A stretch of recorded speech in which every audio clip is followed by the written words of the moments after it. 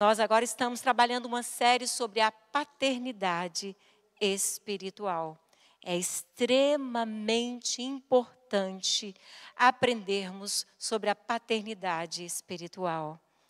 Nós temos um Pai, espiritualmente falando, nosso Deus. Ele introduziu esse assunto domingo passado, e quando ele ministrava a palavra do Senhor, e eu ouvindo a história daqueles dois irmãos, né, o pai e o filho pródigo e o irmão mais velho, veio ao meu coração um desejo muito grande de trabalhar um tema que está totalmente ligado à paternidade espiritual, que é a identidade. Uma vez que eu entendo de quem eu sou filho, ou a quem eu pertenço, eu assim posso conhecer quem eu sou, ou melhor, conhecer a mim mesmo, me identificar. Muitos filhos estão perdidos na casa do pai, porque não conhecem o pai ainda, porque não entenderam filho de quem são. Antigamente, muito antigamente, eu me lembro, era um costume da minha família, os mineiros têm esse costume, eu sou a única goiana da minha família, a única goiana. Todas as vezes que a minha família toda se reúne, fica todo mundo pegando no meu pé. Graças a Deus, tem 18 anos que isso não acontece. Mas eu acredito que quando eu voltar ao Brasil, vai acontecer de novo. Ela é a goiana do pé rachado. Quem disse que eu tenho pé rachado? Por que os mineiros fazem isso com goiana, hein, gente? E brincavam comigo dizendo que eu sou a goiana do pé rachado. E, na verdade, antigamente se dizia assim, fulano é filho de... Lembram disso? Fulano é filho do fulano, do Pereira, do João Pereira. É filho do fulano Noronha. Falava-se muito da assinatura daquela família, falava-se muito do nome do pai. Não era assim? Porque assim você identificava aquela pessoa, sabendo a origem dela. E assim, conhecendo a origem, você conheceria as características dessa pessoa, já que ela é filha de fulano. E hoje eu quero falar um pouco sobre isso, porque eu sei que esse assunto é muito profundo. E a Bíblia é muito clara em falar sobre a nossa paternidade. E eu quero convidar você a abrir a sua Bíblia comigo em Romanos, capítulo 8. Nós vamos ler do verso 14 ao verso 17. Se você está com a Bíblia de papel, aí você pode encontrar. Se não, abra no seu celular e acompanhe conosco no telão. É muito importante você estar com a mente conectada na palavra de Deus. Quantos estão aqui hoje à noite e querem ouvir a voz de Deus? Então, levante suas mãos e ore comigo e diga assim, Senhor, em nome de Jesus, eu me disponho a ouvir a Tua palavra e eu peço que o Espírito Santo me leve a uma compreensão profunda. Eu preciso e eu estou aqui para isso, em nome de Jesus. Amém. Diz assim, Romanos, pois todos os que são guiados pelo Espírito de Deus são filhos de Deus. Porque não recebestes o espírito de escravidão para viverdes outra vez atemorizados ou amedrontados, assustados, mas recebestes o espírito de adoção, baseado no qual clamamos Abba, Pai. O próprio Espírito testifica com o nosso espírito que somos filhos de Deus. Ora, se somos filhos, vamos ler juntos, gente? Vamos lá? Ora, se somos filhos, somos também herdeiros de Deus e co-herdeiros. Se com Ele sofremos, também com Ele seremos glorificados. Aleluia! Agora vamos para Efésios, capítulo 1, verso 5. Olha o que diz lá em Efésios 1, 5. Nos predestinou para Ele, ou seja, nos separou, nos escolheu, de antemão nos escolheu para Ele, para a adoção. De quê, gente? Filhos, por meio de Jesus Cristo, segundo o beneplácito de sua vontade. Agora vamos lá em Efésios capítulo 2, verso 19. Assim, já não sois estrangeiros e peregrinos, mas concidadãos dos santos. Vamos ler juntos agora? E sois família de Deus. Aleluia! Somos concidadãos dos santos, somos em Cristo Jesus agora família de Deus. Agora volta, por favor, em Romanos 8, e vamos ler agora o versículo 29 de Romanos 8, 29. Olha o que diz lá. É um texto que o pastor frisou muito a semana passada, eu quero reler com vocês. Portanto, os que de antemão conheceu, também os predestinou para serem conformes à imagem de seu Filho, a fim de que ele, Jesus, que ele seja o primogênito entre muitos irmãos. Aleluia!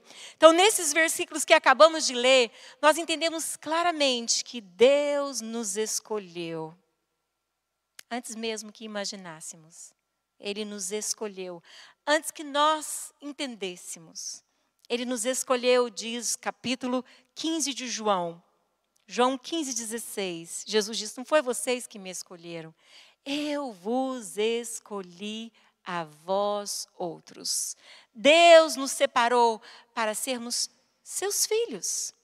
Tem um ditado que todo mundo dizia, eu lembro quando eu era pequenininha, quando eu estava brigando, assim, discutindo acerca de algo, competindo algo com uma amiga, e aquela coisa de criança, o outro falava assim, eu sou filho de Deus também. Quem lembra dessa frase? E o goiano gosta de cortar as palavras, eu sou filho de Deus também, eu também mereço. Eu sou filho de Deus. A verdade é que, através de Jesus Cristo, nós nos tornamos filhos de Deus. É possível abrir para a gente o Evangelho de João? João capítulo 1, verso 12. Vamos lá em João 1, 12. Ele abriu para a gente João 15, 16. Agora vamos João 1, 12. Mas a todos quanto receberam, deu-lhes o poder de serem feitos filhos de Deus, a saber, aos que creem no seu nome. Então, entender a paternidade de Deus é extremamente importante, porque uma vez que eu entendo e me aproprio dessa verdade, então eu posso desfrutar da minha identidade de filho de Deus.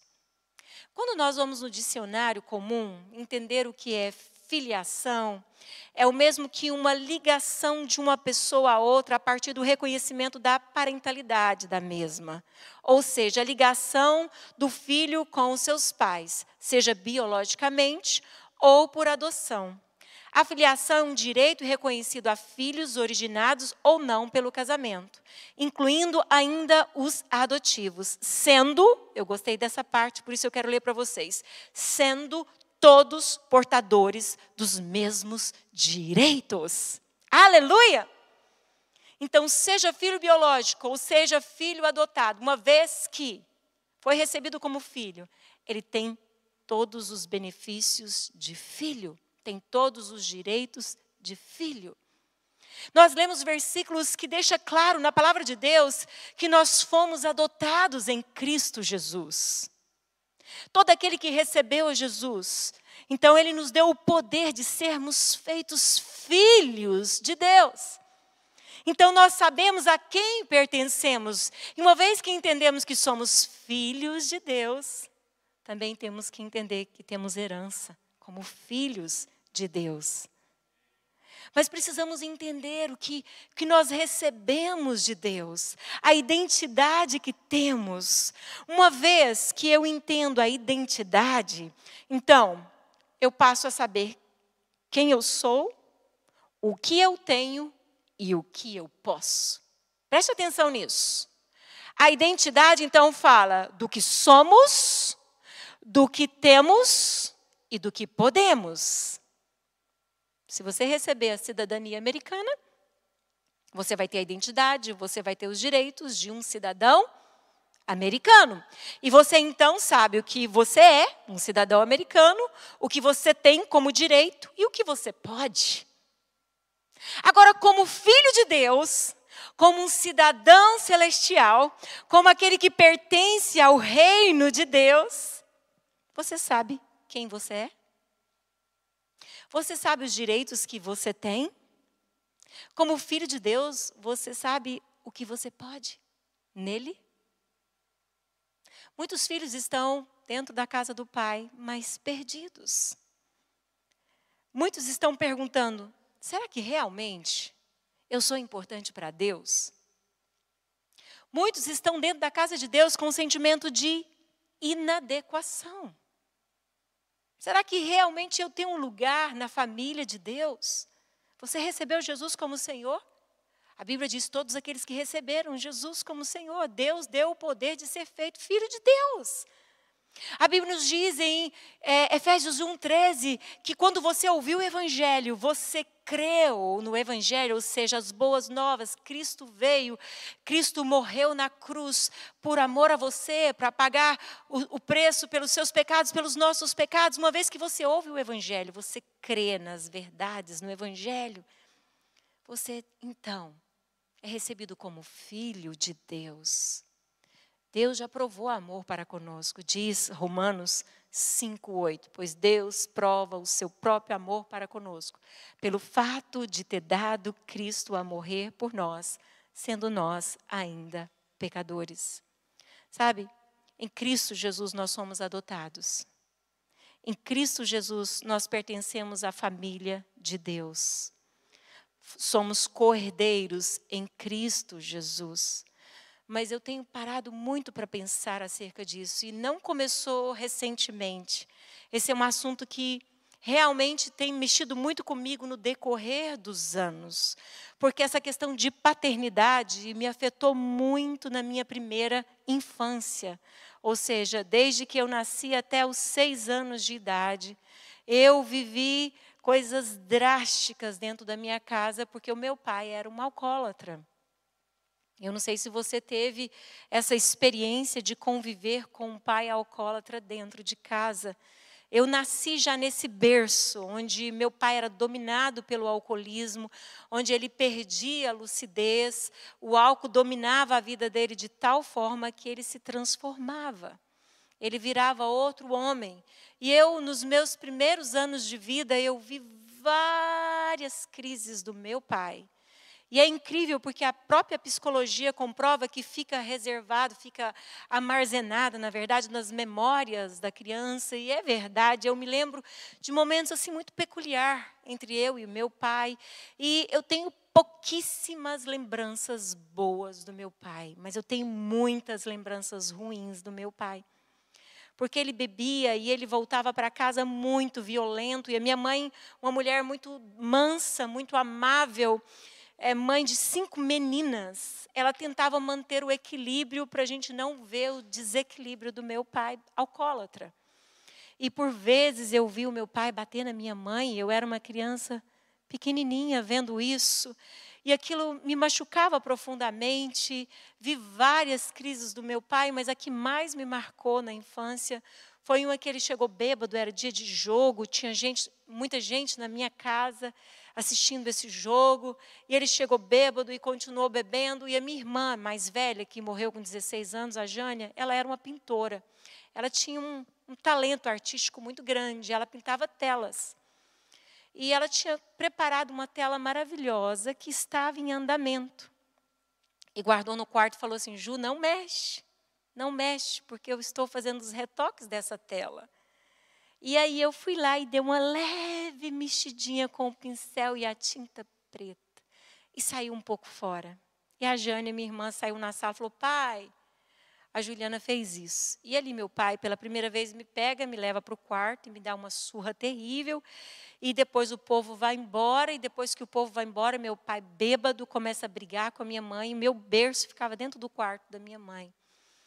E ali o meu pai me tira do berço, dormindo, e eu acordo e ele me joga na cama.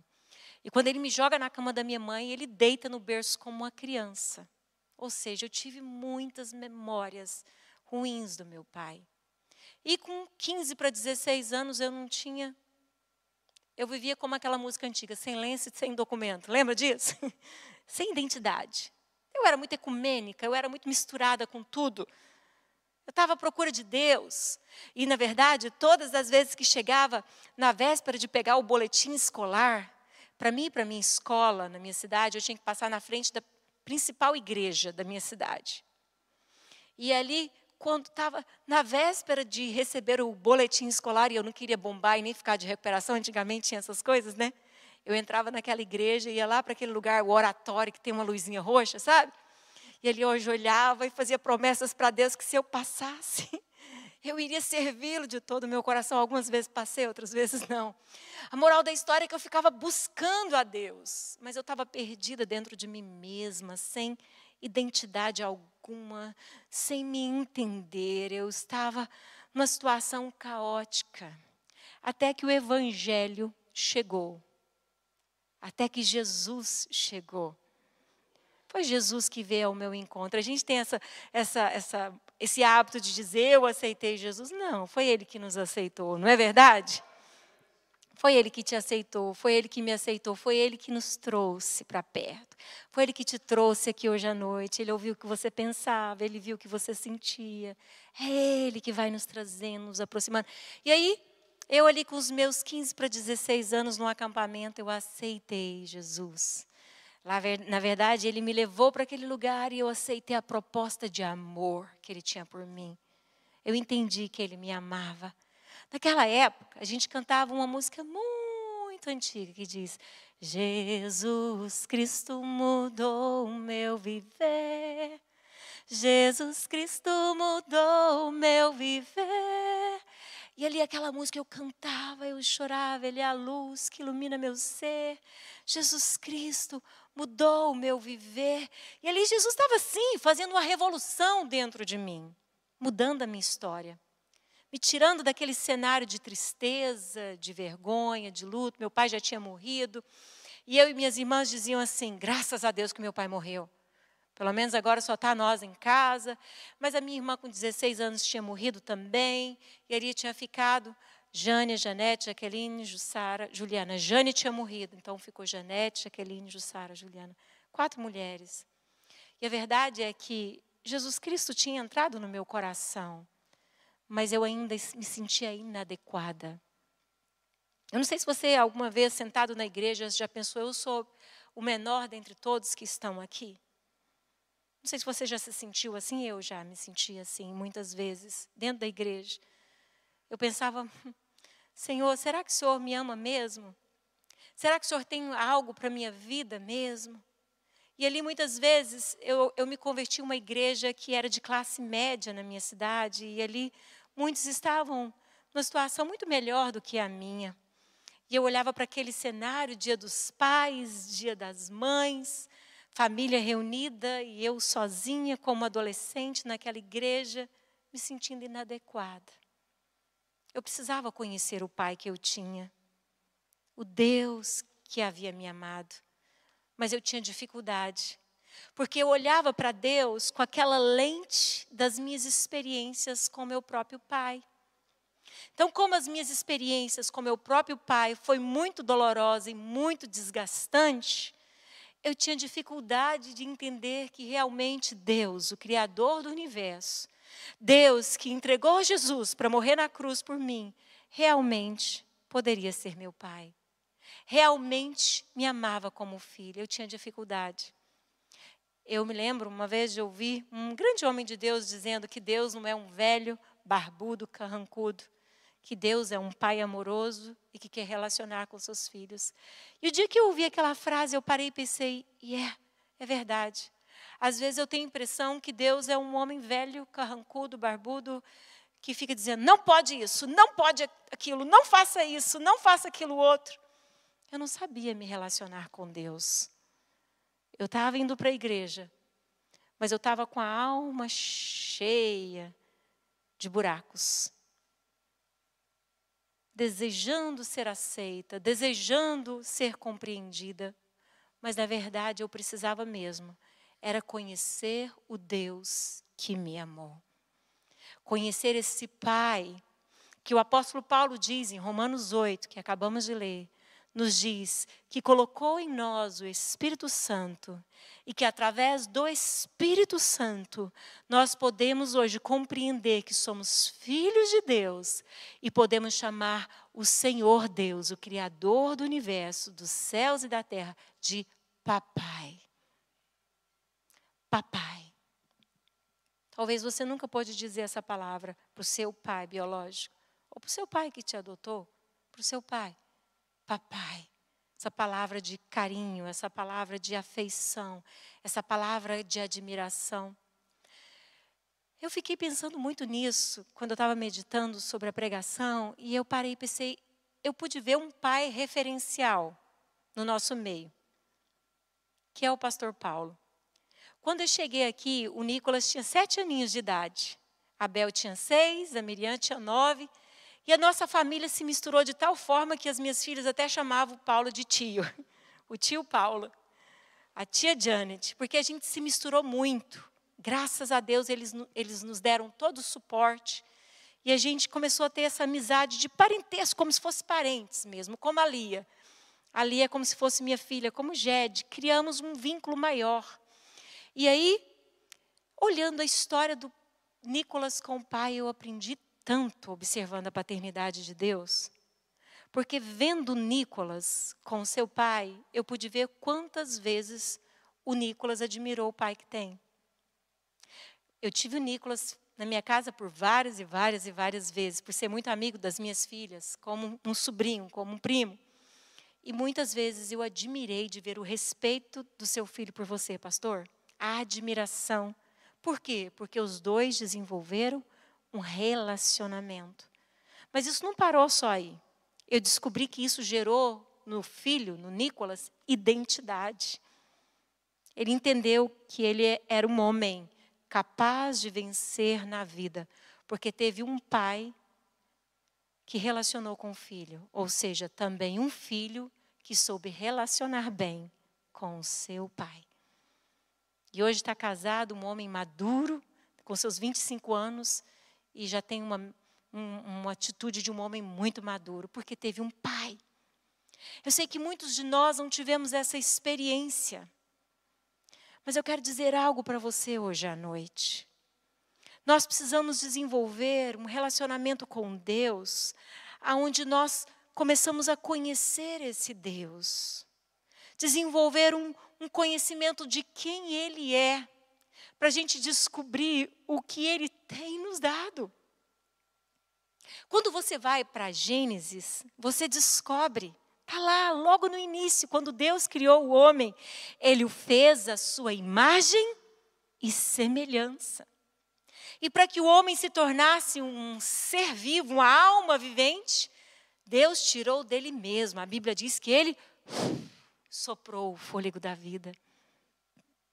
Então nós temos de Deus em nós. Nós fomos feitos à imagem e semelhança dEle. Em toda a criação, nós, os seres humanos, somos os únicos que foram feitos à imagem e semelhança de Deus. Amém?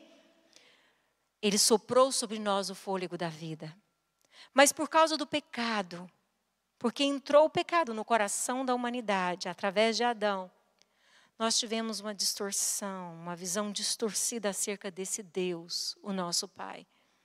O pecado nos separou de Deus, diz Romanos 5, 23, Romanos 3, 23.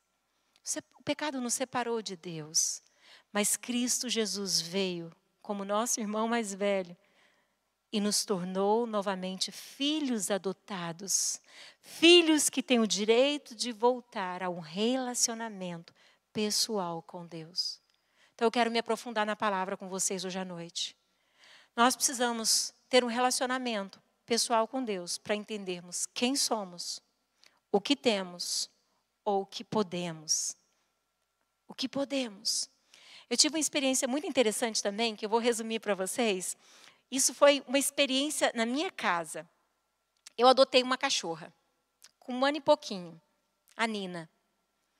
E a Nina chegou lá em casa e foi uma festa quando chegou. Mas a Nina veio traumatizada. Uma cachorra traumatizada. Com grande dificuldade de se relacionar. Porque ela deu muito trabalho nos seus primeiros anos de vida, porque a dona tinha outro cachorro e ela viveu muitas pressões, vamos dizer assim, muitos abusos, e eu peguei uma cachorra traumatizada. E eu pude sim experimentar muita coisa observando a minha própria cachorra. Que dificuldade ela tinha de receber cuidados. Que dificuldade a minha cachorra tinha de receber carinho. Que dificuldade. Eu tive que gastar muito tempo para conquistar a minha cachorra. Porque ela veio traumatizada. Mas como eu havia adotado, como eu havia recebido, a gente até brincava que lá em casa ela era a Esther. A Esther é aquela lá da história da Bíblia, do Antigo Testamento, que saiu de uma história ruim e se tornou a rainha. A gente dizia, a Nina é a rainha aqui em casa, o melhor lugar de sofá é dela. E ela era a única que podia ter uma cama perto da minha cama. Não na minha cama, mas ela dormia no chão, no meu quarto. Coisa que minhas filhas não podiam fazer, a Nina podia fazer. Mas ela foi adotada. E ela veio marcada. Ela veio com problemas. Até os próprios animais nos ensinam, gente. Ela tinha dificuldade de receber amor por causa dos abusos, das experiências dolorosas que ela viveu nos seus primeiros anos de vida. E assim, muitos estão na casa de Deus. Por isso que quando você os abraça, eu já ouvi isso por algumas vezes, me doeu, mas eu entendi. As pessoas me disseram, nossa, pastora, eu achei que você é tão fingida, porque você me abraça, porque você me elogia. Isso é da minha personalidade. Deus me fez assim. Minha mãe me ensinou a ser assim, minha família é assim, minhas irmãs são assim, minhas filhas são assim, a gente abraça. A gente gosta de dar carinho, fala, uau, sua roupa é bonita, seu cabelo é bonito. É algo natural. Mas tem pessoas que são tão machucadas pela vida. A vida causou tanto dano, que quando a gente é sincero com elas, elas veem na lupa, na visão ou na lente que elas têm. Elas acham que é fingimento. Elas não conseguem receber. E Deus me deu essa compreensão, porque eu também passei por isso. Eu também já vivi experiências onde eu tive que aprender a receber amor. Eu tive que aprender a aceitar o amor, porque eu achava que eu não merecia o amor. Hoje eu quero falar um pouquinho sobre isso com vocês. Muitos estão na casa de Deus sem o entendimento correto da identidade que recebeu em Cristo Jesus. E quando nós não entendemos isso, nós ficamos totalmente limitados. O nosso comportamento fica comprometido. O pastor Marcelo falou sobre isso a semana passada. Nós preocupamos muito com a performance. Nós preocupamos muito com o que as pessoas vão pensar de nós. Porque no fundo, nós queremos ser aceitos. Nós queremos ser reconhecidos.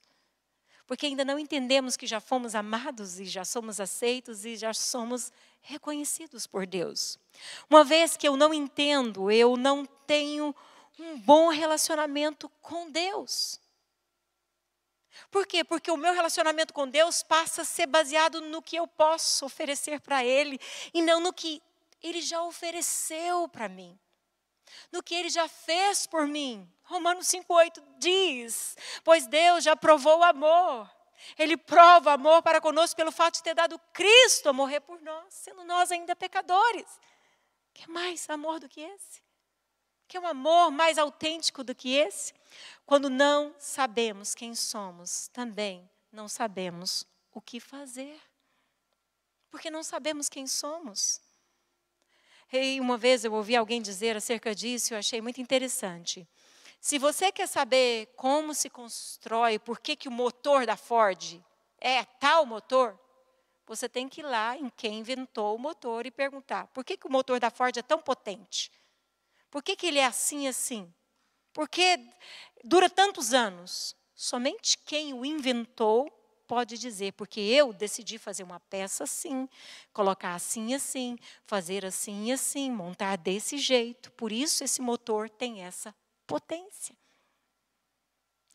Enquanto nós não nos voltarmos para Deus, para um relacionamento sincero e pessoal com Deus, conhecendo a Deus, nós não seremos também conhecidos por nós mesmos. Porque só Ele nos conhece por inteiro. Davi entendeu tanto isso, que no Salmo 139 ele diz, antes mesmo que eu saísse da madre da minha mãe, o Senhor já havia escrito todos os meus dias. Sabe, o Senhor me sonda, o Senhor me conhece, sabe quando eu me assento, sabe quando eu me levanto, sabe quando eu estou triste, sabe quando eu estou alegre, sabe o porquê que eu estou triste ou porquê que eu estou alegre, sabe porquê que eu estou frustrado. Deus te conhece. Deus nos conhece. E só Ele pode dizer, ei, Juliana, esse sentimento não é saudável. Ei, fulano, essa atitude não condiz com a linhagem que você tem. Essa atitude não combina com a identidade que eu te dei de filho. Semana passada nós vimos aquele paralelo, aquela observação do coração do pai com relação aos dois filhos, o filho pródigo e o filho mais velho. O filho mais novo chegou para o pai e pediu a herança antes do tempo. E saiu de casa e foi e gastou toda aquela herança com prostitutas, com festas, com tudo que quis. Gastou do jeito que quis. Até que chegou o caos sobre ele e ele começou a passar fome. E a Bíblia diz que ele começou a desejar a lavagem dos porcos porque ele não tinha o que comer. Até que ele caiu em si e pensou, uau, os trabalhadores do meu pai têm pão com fartura. Ou seja, aqueles que servem o meu pai têm pão com fartura. Eu aqui estou mendigando. Eu estou aqui numa situação terrível. Eu vou voltar, eu vou perguntar, vou pedir para o meu pai, pai, eu não sou digno de ser chamado de seu filho, me trata como um dos seus servos. E esse filho voltou. E a Bíblia conta que ele foi recebido porque o pai já ansiava por tê-lo de volta. E o pai recebeu com amor, o pai chamou ele para dentro, mandou seus servos matar um novilho para fazer uma festa, colocou uma sandália nova nos seus pés, colocou uma roupa nova e um anel no dedo. O filho mais velho, que não tinha pedido a parte da herança ainda, que estava na casa do pai, voltou do campo, ouviu o barulho de festa, perguntou para os servos do pai, que festa é essa que está acontecendo? E os servos contam, o seu irmão mais novo voltou, o seu pai está feliz. E o filho mais velho fica com ciúme e fala, não acredito. Meu pai está fazendo uma festa. 2 filhos que tinham um pai maravilhoso, mas que não tinha relacionamento com o pai e nem tinha identidade. Confusos, perdidos, não sabiam quem eles eram, não desfrutou da filiação de uma forma correta. Não desfrutou da herança no tempo certo. Eles estavam desorganizados, perdidos dentro de si mesmo. Mesmo tendo um pai amoroso, eles não conheciam o coração do pai. Mesmo tendo um pai amoroso, eles não desfrutavam desse amor do pai de forma correta. Mesmo tendo um pai amoroso, eles nem sabiam o pai que tinha.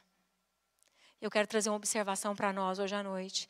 Enquanto você não compreender quem você é aos olhos do Pai, você não desfrutará do que Ele tem para você. Uma das músicas da Ana Paula Valadão que mais viralizou, ela conta, eu já ouvi algumas entrevistas dela, que mais foi ouvida e continua sendo ouvida é aos olhos do Pai. Você é uma obra. Por que será, gente? Por quê? Porque a alma do ser humano está carente. O pecado tem machucado as pessoas. O pecado tem destruído as pessoas. Nós precisamos saber quem nós somos aos olhos do Pai. Aos olhos de Deus. Quem nós somos para Ele. Eles não conheciam o coração do Pai, eles não desfrutavam do amor do Pai, eles nem relacionavam com aquilo que o Pai já tinha preparado para eles. Porque o filho mais velho vem reclamar e fala, pai, quantas vezes eu quis fazer uma festa para os meus amigos? Quantas vezes eu quis? O pai falou, filho, tudo que eu tenho é teu. Ou seja, você não fez festa porque você não quis. Você não desfrutou porque você não teve um bom relacionamento comigo. Porque se você tivesse um bom relacionamento comigo, você desfrutaria de todos os benefícios que um filho tem. Esses meninos estavam perdidos. Perdidos nos seus próprios sentimentos, perdidos nos seus próprios desejos.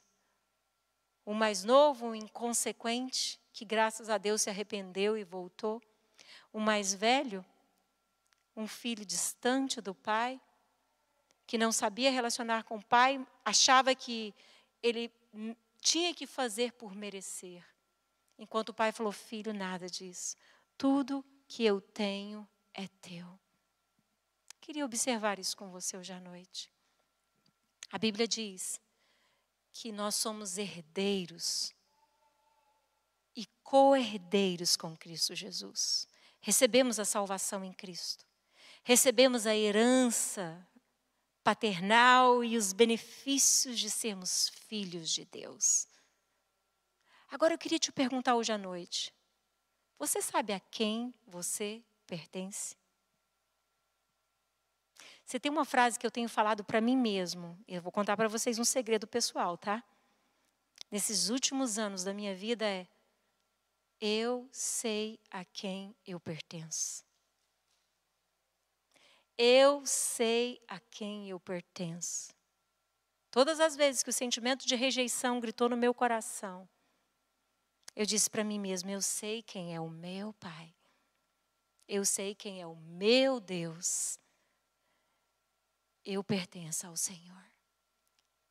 O sentimento correto do pertencimento traz cura ao nosso coração. Mas talvez você ainda nem quer pertencer de verdade a Deus. E por isso vive perdido. Sabe? Quando nós corremos atrás de ter, para ser, nós provamos para nós mesmos que nós não temos um dono. Nós estamos buscando ter para provar para as pessoas quem nós somos.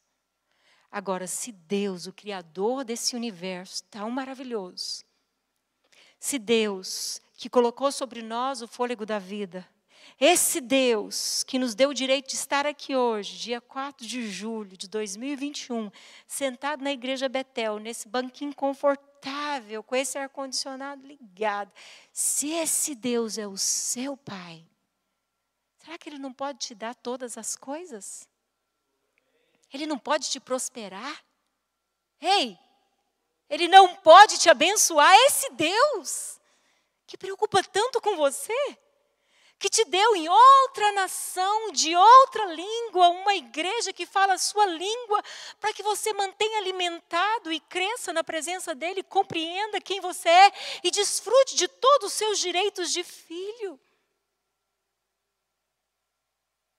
Você precisa desenvolver esse relacionamento com Deus de forma que você vai dizer, I belong to you. Eu pertenço a ti. A gente canta tanta coisa que a gente não sabe o que está cantando. A gente fala tanta coisa que a gente nem para pensar. Senhor, eu pertenço ao Senhor. Jesus fala assim, se vocês que são maus sabem dar boas coisas aos vossos filhos, quanto mais o vosso Pai Celestial os dará coisas boas, aquilo que vocês estão pedindo. Ele é o nosso Pai. Ele é o nosso Pai. Precisamos ter um relacionamento com Ele, entendendo a quem nós pertencemos. Aí nós entendemos de quem nós somos.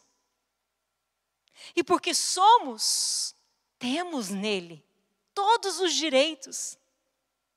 As promessas que estão na palavra do Senhor são para mim, para nós. Para nós. Todas as promessas. Se realmente entendermos isso, queridos, nós vamos viver um novo caminho. Eu quero ler para vocês hoje um texto que tem falado muito ao meu coração, que é Oséias, capítulo 6, nós vamos ler do verso 1 ao verso 4. Diz assim: Vinde, tornemo-nos para o Senhor, porque Ele nos despedaçou e nos sarará. Fez a ferida e a ligará. Depois de 2 dias nos revigorará. Ao 3º dia nos levantará e viveremos diante dele.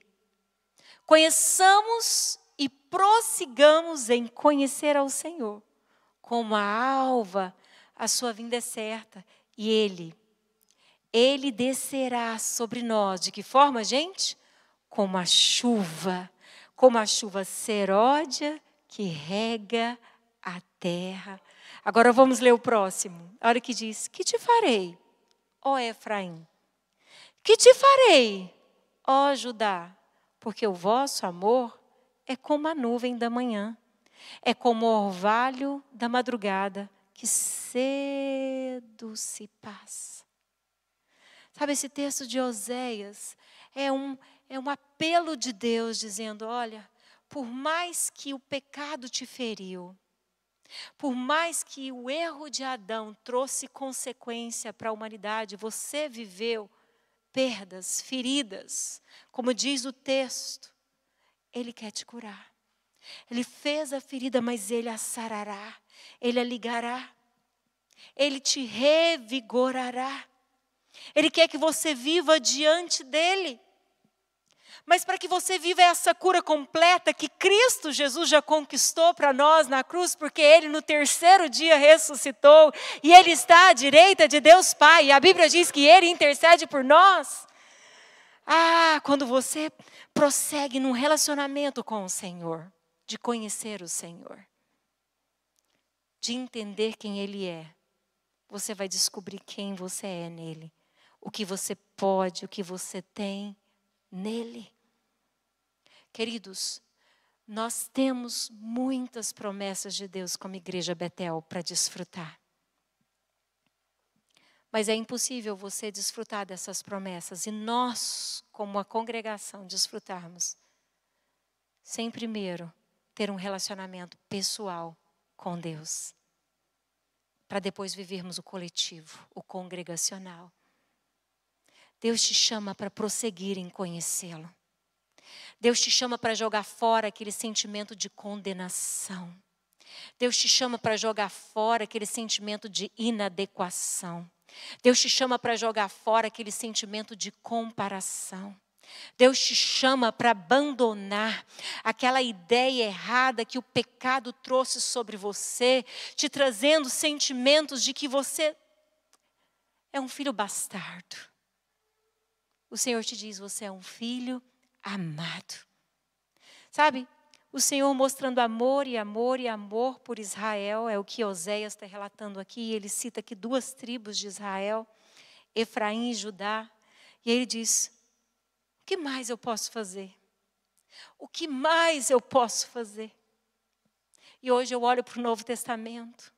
Hoje que nós acabamos de ler Romanos, capítulo 8, ali, a partir do versículo 14, dizendo que não recebemos um espírito de medo, de escravidão, para vivermos atemorizados, amedrontados, cheios de dúvida. Não! Recebemos o espírito de adoção. Somos filhos. E o Espírito Santo veio morar em nós. E Ele quer nos ensinar quem é o nosso Pai. E nos fazer entender quem nós somos nele. Quem nós somos nele. Que te farei, ó Juliana? Que te farei, ó Josimar? O que mais te farei, ó Du? O que mais te farei, Sônia? O que mais te farei, Magno? O que mais eu preciso fazer? Eu já provei amor por você. O que mais Deus precisa fazer? Você e eu, nós, temos infinitas provas de que somos filhos amados do Pai. Nós temos infinitas provas. Mas a minha história do passado ficou no passado.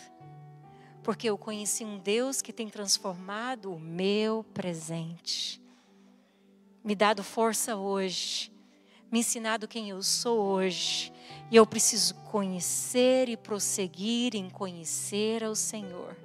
E é Ele quem virá com essa chuva seródia, temporã, me fazendo como árvore frutífera, fazendo você um homem frutífero, um homem próspero, um homem abençoado, um canal abençoador na sua casa, um homem que abençoa a sua geração, uma mulher sábia, uma mulher que não precisa ser uma vitrine ou ser exposta em uma vitrine do Instagram, uma mulher que não precisa buscar os olhos dos outros ou o elogio dos outros, porque você sabe quem você é, você sabe que Deus te ama, você sabe a quem você pertence, e esse Pai que te ama tanto sabe como te abençoar. Do jeito certo, da maneira certa. Não mendigamos amor. Não mendigamos o favor das pessoas. quando entendemos quem é Deus, quem Ele é para nós, nós não brigamos para ter ou para ser, porque já somos nele, já temos nele, já podemos nele. Só essas verdades podem curar o nosso coração. Essas verdades devem entrar dentro de nós. Eu quero concluir hoje à noite deixando dois pontos extremamente importantes para vocês. Não queiram fazer antes de ser. Preste atenção. Seja filho que corre para os braços do Pai. Seja filho que ouve a voz do Pai. Seja filho que se inspira tanto no Pai, que as pessoas vão começar a olhar para você e vão ver Jesus em você, porque você tem relacionamento com o Pai. Você não precisa provar para ninguém quem você é, porque já vai sair nos seus poros quem você é, nas suas palavras, no seu jeito de ser, nas suas escolhas, porque você tem um relacionamento com o Pai. Eu sou pastora há 20 anos, eu posso dizer, porque eu já estou aqui 18 e antes eu já estava trabalhando no pastorado.